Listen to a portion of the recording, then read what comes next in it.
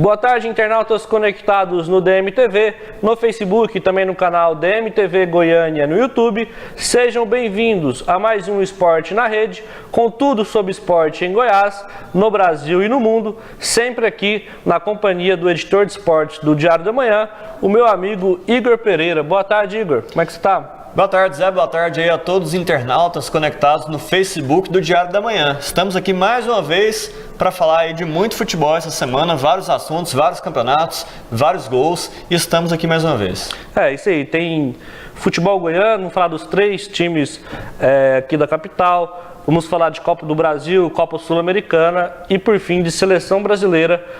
Haja vista que o Tite vai convocar a Seleção Brasileira na próxima segunda-feira, na Granja Comari, né? Então vamos falar do Goiás. O Goiás foi derrotado aí na noite desta quarta-feira por 3-1 para a equipe do Grêmio. Já era esperado, né, Igor? Mas o Grêmio foi com time reserva. O Renato Gaúcho poupou isso os principais jogadores, visando o Campeonato Brasileiro. No fim de semana tem clássico contra o Internacional, né, o Grenal, que é praticamente um campeonato à parte para eles, e o jogo na Arena. E o Renato Gaúcho, que construiu aí com o Grêmio uma larga vantagem, foi com o time reserva. O Goiás, no começo, até conseguiu equilibrar o jogo, Zé. Teve aquele lance do Carlos Eduardo lá, que o Paulo Vitor defendeu, mas aí nesse lance aí o Alisson colocou o Grêmio na frente, 1-0. E aí deu uma destabilizada no time do Goiás, né? Goiás que tentou pressionar nos primeiros minutos, aproveitando o time reserva do Grêmio, tentou equilibrar a partida, mas aí acabou levando o primeiro gol e desmontou totalmente o ímpeto ofensivo do Goiás. E aí o Grêmio apenas controlou o jogo no primeiro tempo. Aí o Marcelo Rangel fez boas defesas, né, na primeira etapa. O Grêmio criou outras oportunidades de fazer o segundo gol. Se eu não me engano, esse time reserva do Grêmio jogou 8 vezes e essa é a primeira vitória, né? Que eles entraram no começo do Campeonato Gaúcho, né, mas tava meio que todo mundo sem entrosamento, sem preparo físico, porque o Grêmio disputou o Mundial até dia 16 de dezembro, né? Era um time bem mais reserva do que esse, né? Na verdade, Michael Sell foi contratado, outros jogadores também apareceram. Era um time ainda diferente desse. E aí você vê que no primeiro tempo o Grêmio pressionou e muito, né? Poderia ter feito 2, 3, e o Goiás acabou se segurando ali com o Marcelo Rangel, com o Ed Carlos, tirou aquela bola lá em cima da linha, e o Grêmio seguiu no ataque. E aí o Goiás voltou para o segundo tempo com o Michael no time, né? E aí ganhou mais velocidade no ataque e o Maranhão fez esse golaço, né? Que sem dúvida, para mim, foi o gol mais bonito aí dessa rodada de meio de semana. Talvez nem ele acreditou tanto assim que fez esse gol, né? Que ele dominou ali com o calcanhar, meteu a canhota. O Paulo Vitor não estava esperando muito essa bola também. Depois do jogo, o Maranhão falou que tentou jogar no segundo pau, exatamente. E a bola acabou indo primeiro, mas pegou muito bem no chute, né? E aí quando se pensou que o Goiás poderia reagir após esse gol, né? Colocar fogo no jogo, aí o Grêmio foi lá e colocou novamente a água no chope do Goiás, né? Um gol aí do Tassiano, né? Que é um jogador que não tem quase espaço nenhum na equipe do Grêmio, né? Nem vinha sendo relacionado em alguns jogos. E conseguiu esse gol aí. E depois o Alisson conseguiu fechar o placar no segundo tempo. 3-1. Venceu aqui por 2-0, 3-1 lá. 2 gols de diferença em cada jogo, né? Placar agregado 5-1. Então, assim, o Grêmio sobrou, né? O Goiás... fora o comecinho do primeiro tempo, com aquela chance do Carlos Eduardo e o golaço do Maranhão, o Goiás praticamente não agrediu o gol do Grêmio em 180 minutos, né? No jogo de ida foi uma tragédia total, né? Foi até pior do que o jogo lá de Porto Alegre. E aí era um resultado que, como você ressaltou, era esperado, não tinha como fugir muito disso. E o Goiás agora vai ter que focar exclusivamente no seu principal objetivo no ano, né? Que é se recuperar dentro da Série B e buscar o acesso. Pensando nessa recuperação e nesse campeonato que é o mais importante na temporada para o Goiás está contratando aí um novo reforço, né, Igor? Trata-se do meio-campista Felipe Gedós, que estaria vindo do Atlético Paranaense para o Clube Goiano. Essa informação foi dada aí pela Rádio Sagres 730. Aí o Felipe Gedós, meia de 24 anos, com passagem pela Seleção Brasileira Sub-20 e Sub-23. O que você acha desse atleta aí? É um bom jogador, é um bom meia, ele que se destacou no Defensor do Uruguai, né, pela Libertadores, chamou a atenção dos clubes brasileiros. O Atlético Paranaense contratou ele. Ano passado ele fez bons jogos pelo Atlético Paranaense, é um meia que chuta muito bem de fora da área, é um meia que arma a jogada, é um meia que chega dentro da área para fazer gol. Então, tipo assim, é um jogador muito versátil, né? É um jogador que se encaixaria muito bem no time do Goiás, né? O Goiás que contratou o Renato Cajá, que é um jogador mais cadenciado, o G2 não, o G2 é um jogador mais dinâmico. Pode jogar junto, né? Pode jogar junto, inclusive, que o Cajá mais centralizado e o G2 mais agressivo. Mais agressivo, flutuando, chegando na área. Ele chuta, a principal característica dele para mim é o chute de fora da área, que chuta muito bem, bate muito bem falta, tem uma boa bola parada. Então é uma contratação interessante. Não estava tendo muito espaço no Atlético Paranaense e chega por empréstimo até o fim do ano. O Goiás estava precisando disso, né? Ele estava precisando de jogadores da Série A. Ele tentou o Rafael Marques, ficou uns 2 anos, uns 2 meses tentando, aliás. O jogador do Cruzeiro que foi para o Sport, continuou na Série A e agora ele conseguiu uma contratação de Série A, que é o G2, chega sem dúvida como candidato para assumir a titularidade para resolver um dos principais problemas do Goiás, que é o setor de criação e de finalização. Tudo indica que a bola parada do Goiás também vai melhorar muito, né? Um de cada lado, o Renato Cajá batendo com a esquerda, o G2 com a direita. Pode ser por aí o caminho do Goiás aí rumo às vitórias, né? Sim. Vamos falar então de Campeonato Brasileiro Série B.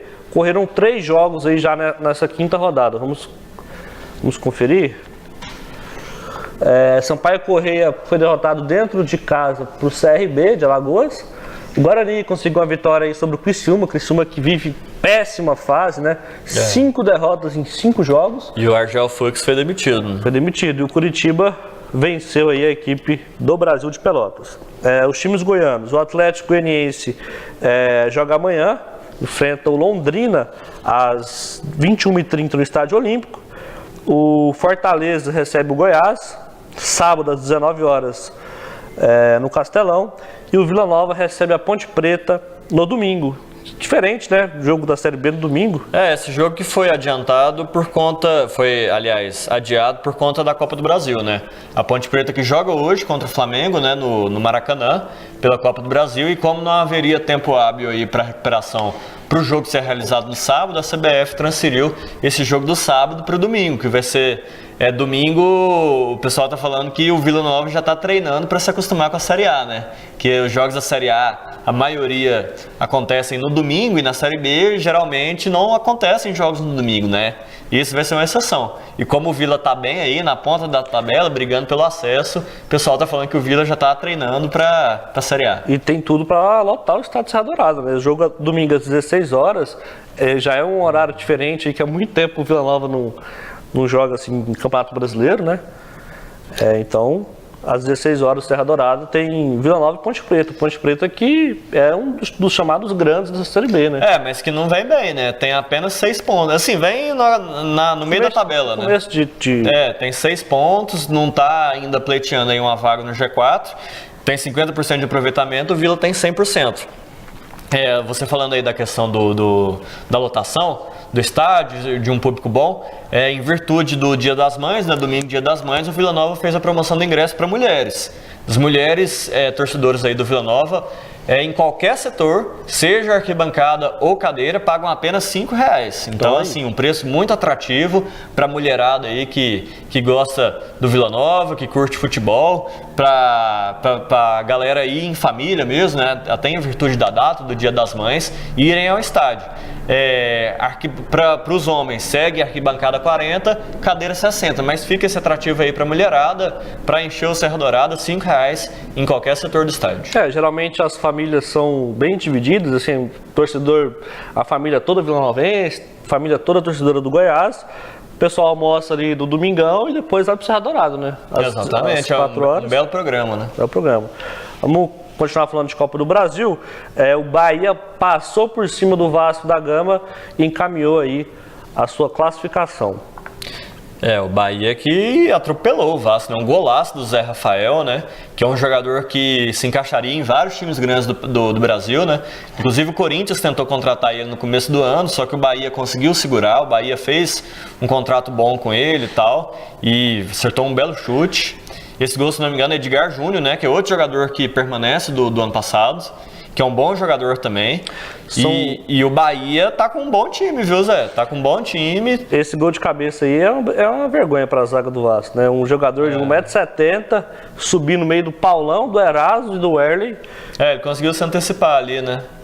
Ficou Martin sozinho. Silva chegou a tocar na bola, mas não conseguiu interceptar. E o Bahia colocou um pé nas quartas de final, né? Ficou barato pro Vasco esse resultado. Que a gente vê pelos melhores momentos, né? Principalmente o primeiro tempo, né? O primeiro tempo foi um massacre do Bahia. Massacre. E no segundo tempo o Vasco até conseguiu um pouco equilibrar as situações, mesmo assim o Bahia fez o terceiro gol, né? Que a gente vai ver daqui a pouquinho. O Vasco que todo mundo pensou que ia se recuperar pela goleada aplicada no América Mineiro, né? Mas o que a gente viu foi exatamente o contrário, né? O Vasco segue com muitas dificuldades, especialmente, Zé, para jogar fora de casa, né? Para jogar fora de casa, o Vasco foi goleado pelo Racing, Jorge Wilstermann na Bolívia, na pré-Libertadores, e agora goleado pelo Bahia, né? Um belo gol do Vinícius agora, né? Isso. Que é um bom jogador também. Bom jogador. O Bahia tá com um bom time, tá? Tem tudo para brigar até por uma vaga no G6, eu diria. Tem um time muito arrumado, um jogador que vem arrumado desde o ano passado e tem tudo sim para brigar na Copa do Brasil e para uma vaga no G6. E não é só um bom time, o Bahia tem um bom elenco. Esse lateral direito, João Pedro, que estava na Chapecoense ano passado, ele é reserva do Bahia e ontem ele foi um dos melhores em campo. O titular é o Nino Paraíba, que também se destacou na Ponte Preta aí nos últimos campeonatos. Por exemplo, no reserva do Bahia tá o Regis, tá o Kaique, que destacou no Flamengo, até jogou aqui no Atlético Goianiense. Então, assim, o Bahia tem um elenco bom. O Bahia, como você falou, ele tem tudo aí para brigar, pelo menos no G8 ali, que inclusive deu a vaga para o Vasco a Libertadores de 2018, né? E, por exemplo, o Zé Rafael é um jogador que a gente fala dele desde o tempo de Londrina. Sim, que fez uma grande Série B. Desde o tempo de Londrina a gente fala desse jogador. E o Bahia teve muita visão de contratar esse jogador e fazer um bom contrato com esse jogador, né? Tanto que o Corinthians sondou a situação dele para contratar ele esse ano e não conseguiu. Pode ser que no ano que vem consiga, até porque a gente sabe que os jogadores querem sempre jogar num grande centro, né? Mas assim, o Bahia conseguiu assim, um golaço, né? Mantendo esses jogadores que se destacaram no passado, né? Aí o Corinthians conseguiu levar o René Júnior, né? O volante, que também fez um grande campeonato ano passado e que no Corinthians até não vem conseguindo muito destaque, não vem conseguindo muito espaço, né? Mas principalmente o Zé Rafael, o Edgar Júnior e agora o Vinícius, então, tipo assim, tem muita opção do meio pra frente, né? Um time muito ofensivo e a gente, é sempre bom falar também do Guto Ferreira, né? Que o pessoal lá em Salvador chama de Gordiola, né? Que é um treinador também da nova geração que vem se destacando. Muito bom treinador, o Gordiola, famoso Gordiola, e tem tudo aí também para alcançar voos maiores. Grande, né? Daqui a um tempo, não querendo tirar o Guto Ferreira do Bahia, mas assim, tem tudo para assumir um dos maiores clubes do país aí e fazer seu nome, né? Vamos falar então de Palmeiras. Palmeiras saiu na frente aí do América Mineiro, venceu dentro do estádio Independência. Aí o gol do Borja, abrindo o placar. O Borja que é o centroavantão meio grosso, né? Meio sem técnica, mas é fazedor de gol, né? Tá fazendo seu... Você vê que ele até nem pega muito bem na bola nesse gol aí, né? Mas consegue fazer os seus gols, né? A situação desse jogo, cruzamento do Lucas Lima, né? Que voltou a jogar bem pelo Palmeiras, né? Isso. Tá voltando a jogar bem. Ele que foi muito criticado. A situação desse confronto aí, Zé, é um pouco parecida com... Assim, guardadas as devidas proporções, é um pouco parecida com o Grêmio Goiás, né? Você pega um dos melhores elencos do Brasil, que é o Palmeiras, e contra um time que tem uma limitação muito grande, né? Apesar do América hoje ser bem mais qualificado que o Goiás até, né? Mas assim, não é muito difícil o América encarar o Palmeiras de igual para igual, né? Será, Igor? O América tá com isso tudo? Não, melhor que o Goiás. Melhor que o Goiás. O Ailon lá é rei. Aqui ele não. Pois é, mas é porque não deu certo, né? Mas o Ailon fez gols no Internacional também, mas é porque aqui ele acabou não dando certo. Mas esse América aí perdeu de 4 pro Vasco. Sim, não, é um time fraco. Eu tava comparando só com o Goiás, só porque é difícil você achar um time da Série A que seja mais fraco que o Goiás. O Goiás tá na... Se o Goiás estivesse na Série A, ele seria goleado por quase todos os times, inclusive pelo América Mineiro. O Goiás tá na zona da Série B. Né? Pois é, então. É difícil comparar mesmo. Assim, a comparação é mais ou menos essa, né? O Palmeiras e o América é mais ou menos a mesma situação do Grêmio e Goiás. O Palmeiras acabou levando um gol no finalzinho, né? O Serginho fez o gol do América lá. Bom jogador, Serginho. E isso meio que coloca o América ainda na disputa, né? Porque, de repente, se o América consegue fazer um gol lá na Arena... 1x0. Leva para os pênaltis. Então, assim, ainda está um pouco em aberto. Só que, assim, o Palmeiras tem 95% de chance de passar, né? Se o Palmeiras perder para o América Mineiro no Palestra Itália, vai ser uma zebra gigantesca, né? Então, o Palmeiras também está com a vaga encaminhada. Um time que já está aí com a vaga conquistada é o São Paulo. São Paulo classificou na Copa Sul-Americana, venceu a equipe do Rosário Central da Argentina. O primeiro jogo aí é o jogo do Botafogo, né? Aí é o jogo do Botafogo que empatou com o Audax Italiano, que não é da Itália, é do Chile. É do Chile, que é um time fraquíssimo, né? É o time do Locabreu, né? O Locabreu é reserva nesse time. É um time horroroso aí, o gol do Botafogo. Copa Sul-Americana tem muito disso, né, Zé? Eu acho que às vezes no Sul-Americana você acha times assim menos qualificados até que na Copa do Brasil nas primeiras fases, né? E mesmo assim, mas alguns dão azar, né? Por exemplo, o Atlético Mineiro deu azar, que pegou o São Lourenço. O próprio São Paulo pegou o Rosário Central, né? Mas o Botafogo pegou um time muito fraco, né? Muito. E conseguiu passar e mesmo assim empatou em casa, né? Então... Ele ganhou fora de casa e empatou em casa. Isso. Saiu de campo vaiado pela torcida, né? Aí o gol do Diego Souza. O São Paulo que empatou com o Rosário em Rosário por 0x0. Venceu, né, com placar magro, 1x0 a equipe argentina. Aos trancos e barrancos, né, Zé? O São Paulo continua não jogando bem, tendo muitas dificuldades, mas conseguiu o resultado, mas segue apresentando dificuldades. O Diego Souza voltou a marcar mais uma vez, né? Ele que quase foi pro Vasco, mas tem um salário altíssimo, né? E o Vasco não aceitou pagar a parte que lhe cabia, né? Mas, assim, é um bom jogador, a nível de Campeonato Brasileiro versátil, provou isso no esporte e pode render, sim, bem mais, principalmente se o time estiver organizado. Então, assim, para o São Paulo, ele é um jogador muito importante. Os torcedores são paulinos não queiram desvalorizar o Diego Souza, menosprezar, xingar, porque para o São Paulo, que tem poucas opções ali ofensivas, contar com um jogador como o Diego Souza, que já provou por inúmeras vezes que tem qualidade sim para jogar pelo menos no futebol brasileiro, que pode jogar como atacante, pode jogar mais recuado como meia, que chuta bem de fora da área, tem força, então é um jogador importante. Salvou o São Paulo contra o Atlético Mineiro, mostrando presença de área e mais uma vez mostrou presença de área, mais uma vez um gol de centroavante, né? Então é um jogador importante e o São Paulo aí continua na Sul-Americana. Por ser um campeonato mata-mata e que a gente destacou aqui que é um campeonato com nível até baixo, que não tem grandes equipes assim da América do Sul e mesmo do Brasil, é um campeonato que o São Paulo tem chance de ganhar, por que não? E se classificar para a Libertadores. Então, eu acho que o São Paulo, assim como o Botafogo, como o Atlético Paranaense, tem que investir as suas fichas sim na Sul-Americana. O São Paulo como clube deve ser disparado o maior clube da Copa Sul-Americana. Sim. É um clube gigantesco, São Paulo, mas vem jogando um futebol muito ruim. Ontem o São Paulo jogou um futebol horroroso para o torcedor tricolor. Ainda o Cueva foi expulso, o Cueva e o Petros, né? E o Cueva, na minha opinião, ele nem volta para o São Paulo. Ele deve ir para a Copa do Mundo com o Peru e eu acho que ele nem volta. Acho que deve ser uma das últimas partidas do Cueva com a camisa do São Paulo.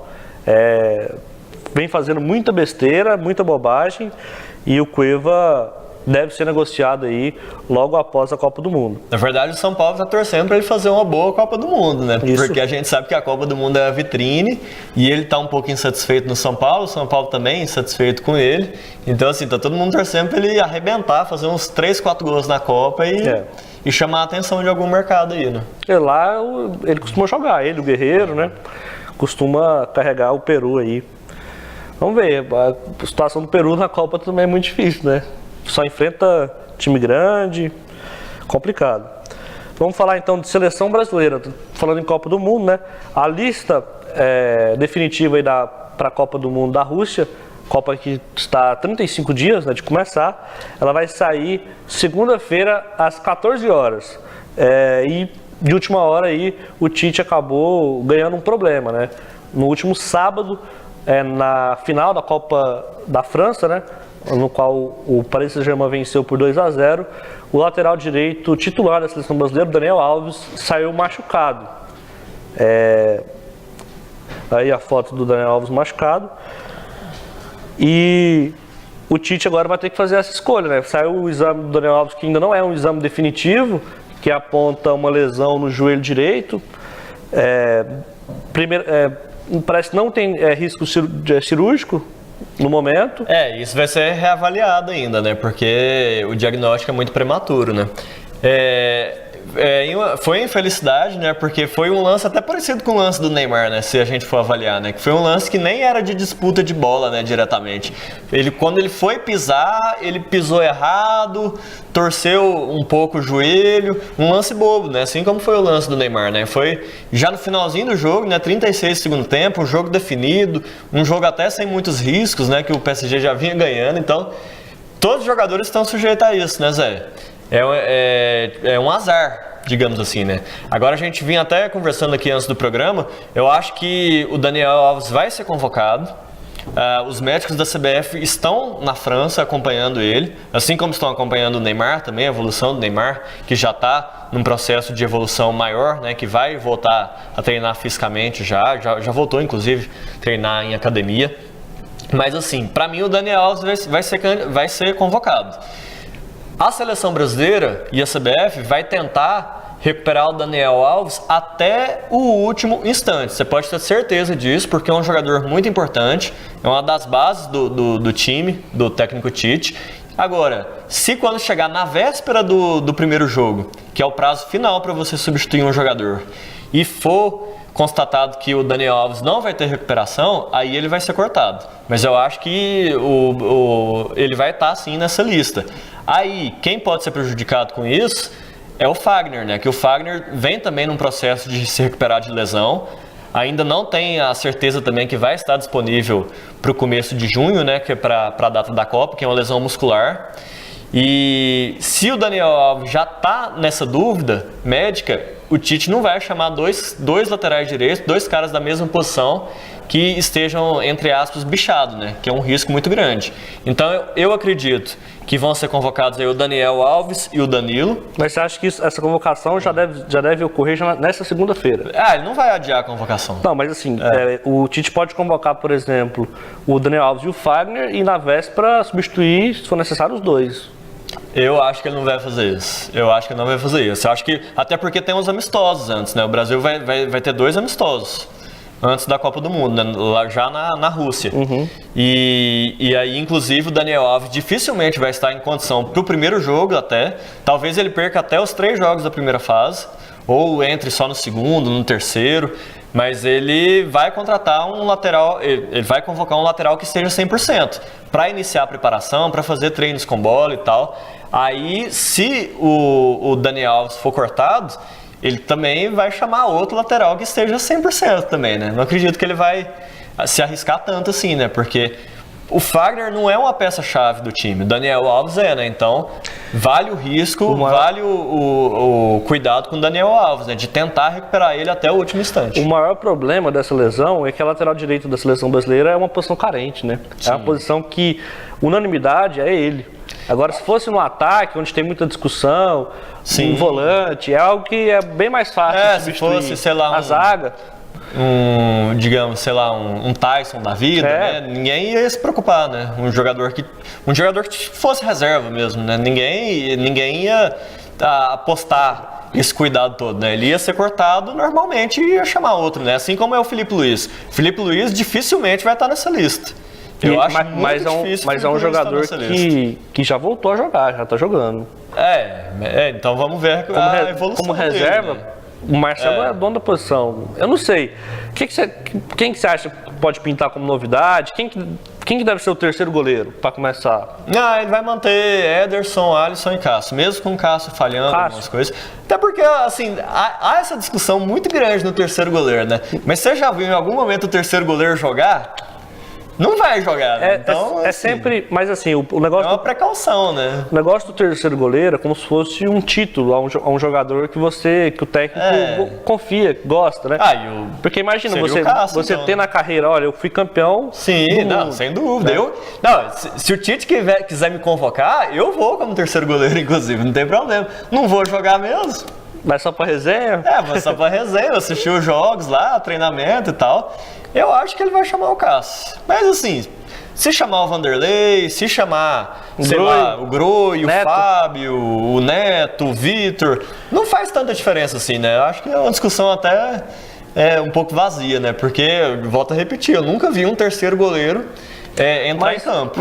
Mas às vezes é bom se fazer justiça, né? Às vezes você dá um prêmio a um Fábio, por exemplo, que tantos anos jogando bem e nunca teve oportunidade. Às vezes eu acho que o Cássio não é o terceiro melhor goleiro brasileiro em atividade. Então, na minha opinião, o Cássio não merece estar na lista aí entre os três goleiros. Mas, enfim, eu acho que vai ficar entre Cássio e Neto. Deve acabar pesando aí o carinho do Tite pelo Cássio, deve ser convocado. E assim, o Cássio cometeu algumas falhas recentemente, mas ele é um grande goleiro. Assim, um dos maiores da história do Corinthians. E é milagreiro, né? Sem dúvida. Então, assim, não seria uma injustiça muito grande, assim. E se por um acaso chegar numas quartas de final, semifinal, precisar de um pegador de pênaltis, igual aconteceu com a Holanda, colocou... nesse aspecto sim, colocou o goleiro, né, substituiu, né, faltando um minuto, e o goleiro pegou. Mas eu acho difícil também isso acontecer. Mas assim, é uma possibilidade também, né? E o quarto zagueiro? Eu acho que Thiago Silva, Marquinhos, Miranda, é unanimidade, eles inclusive já estão confirmados pelo Tite que eles serão convocados. O quarto zagueiro é Rodrigo Caio, Jeromel... Acho que vai Jeromel? Jeromel. Ele provou no último amistoso, né, que ele jogou, e o Rodrigo Caio vem numa fase muito ruim com o São Paulo. Então, assim, não justifica a sua convocação, né? Mas então, assim, aqui no Brasil, o Jeromel é quase uma unanimidade. Mas é outra posição que é a mesma coisa do goleiro. Já viu o quarto zagueiro jogar? Mas tem a possibilidade, Zé. Será? É uma possibilidade bem maior do zagueiro sofrer uma suspensão. O Dante jogou. O Henrique não jogou, né? O Henrique o terceiro o Dante jogou só no 7-1, né? Então é muito importante. Se o Tite não inventar de fazer três zagueiros, algo que ele nunca fez na seleção, eu vi alguns jornalistas pensando em deslocar o Marquinhos para a lateral direita, enfim. Se jogar com dois zagueiros, um dos três, do Miranda, do Thiago Silva e Marquinhos, vai ter que ir para o banco. Então o reserva imediato é um dos três. E até porque, Zé, a chance de um zagueiro ficar fora ou por suspensão ou por lesão, ela é 5 vezes, 10 vezes maior que a de um goleiro, né? A chance de um goleiro ficar fora, ela é bem menor. Isso. Mas de um jogador de linha, ainda mais de zagueiro, que leva cartão com mais facilidade, que vai em divididas fortes. Então, assim, você tem que confiar em todos os seus zagueiros. Tem uma discussão que o Rodrigo Caio faz volante também, né? E indo mais...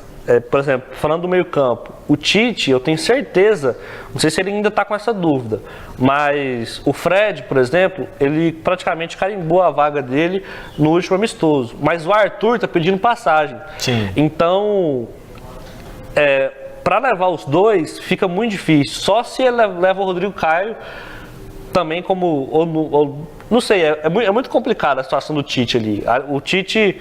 Ele tá o povo brasileiro está colocando uma pressão muito grande, vendo o time do Grêmio jogar, né? O Marcelo Groi, muita gente pede Marcelo Groi, Jeromel, Arthur e Luan na seleção brasileira. Acho que o Luan tem vaga, principalmente ali no lugar do Juliano, que é um jogador que que não justifica a convocação também, né? O Luan ele dá opção no meio e no ataque. Então eu acho que é um jogador válido para convocação. O Luan no Grêmio ele vem buscar a bola no pé do volante e sai jogando. Sim, então é uma ótima opção para segundo tempo, por exemplo, porque para titular já está fechado. Né? Mas do Grêmio você acha que vai Jeromel e Luan? Eu acho que pode ir até o Arthur. Dois volantes, né? Porque tem o Fernandinho também, né? Eu acho que vai só o Jeromel do Grêmio. Talvez não só porque tem o Fernandinho também, né? Tem o Fernandinho. Então, o Fernandinho já tá garantido pelo Tite. Então não. É um dos 18, não. Então só sobra um volante. Acho que só sobram 4 brigas ali, que é uma no gol, que é o terceiro goleiro, uma na zaga, lateral direito. Talvez ali no volante, que ainda tá essa dúvida entre Fred, Arthur ou Juliano, outro atleta. Ainda tem a discussão no ataque. Se ele vai querer tirar um meio-campista para colocar um centroavante, um William José. Não justifica jogar com centroavante. A gente vê que os grandes times do mundo já não estão jogando com centroavante. Se você não tem esse centroavante, a não ser que você tenha o Lewandowski, que você não tem, ou um Cristiano Ronaldo, que já está jogando mais centralizado já, não justifica você convocar o William José.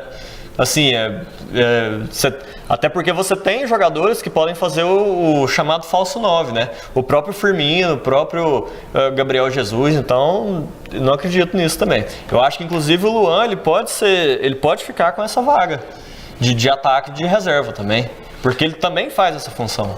Então, na minha seleção estariam Arthur, Jeromel e Luan, tranquilamente. Sou fã do Luan, joga demais.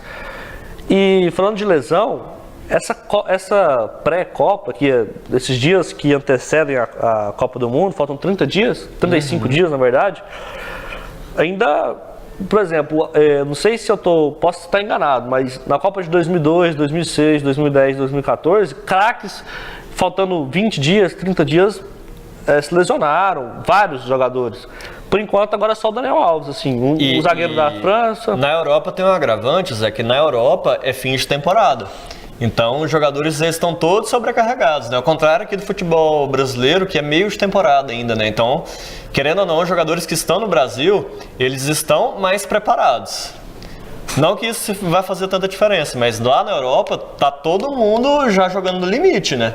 E é o caso do Daniel Alves e de outros jogadores aí. Né? Ainda tem a possibilidade aí de um dos clubes de jogadores do Liverpool, do Real Madrid também lesionarem, que seria horrível, né? Praticamente todos. É o Firmino, o Marcelo e o Casemiro. Mas falando até de outras seleções mesmo, assim, praticamente todos os jogadores que vão estar em campo ali estão em alguma seleção, né? Que vão disputar a Copa do Mundo.